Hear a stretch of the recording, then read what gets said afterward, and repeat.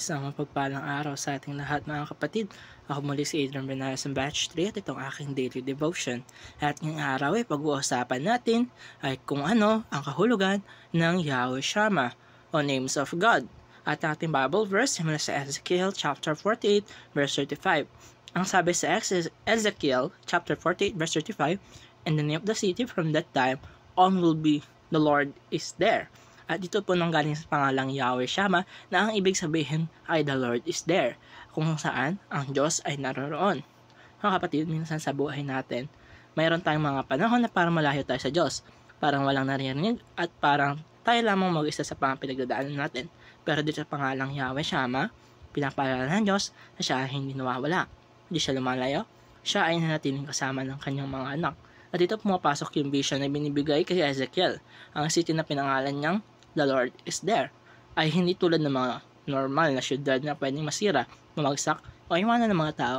Ito ay larawan ng isang eternal city, isang bayan na hindi kailanman iiwan ng Diyos dahil siya mismo ang nanirahan doon. Kaya ngayon mga kapatid, punta tayo sa ating teachings. Una-una, God departs from the old Jerusalem.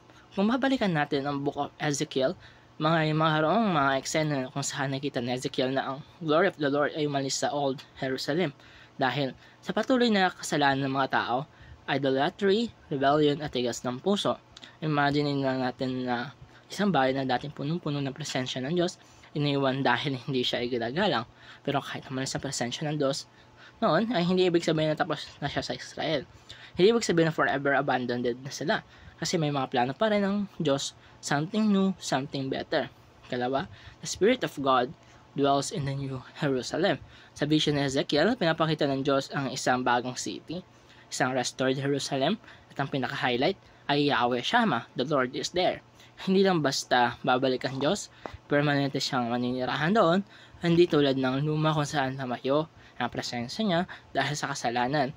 Ito namang bagong city ay pinili niya tirhan magpakailanman. At kung ikumpara natin ito sa New Testament, makita natin ang fulfillment nito kay Christ. Sabi sa Matthew chapter 28, verse 20, "I am with you always." At sa Revelation chapter 21, verse 3, "Now the dwelling of God is with men."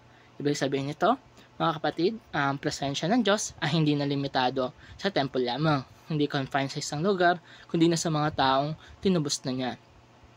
At mga kapatid, lagi natatandaan na Yahweh Shammah ay ang Panginoon ay naroroon. At dito nagtatapos ang aking daily devotion. Ako muli si Adrian Bernales. Maraming salamat sa panonood.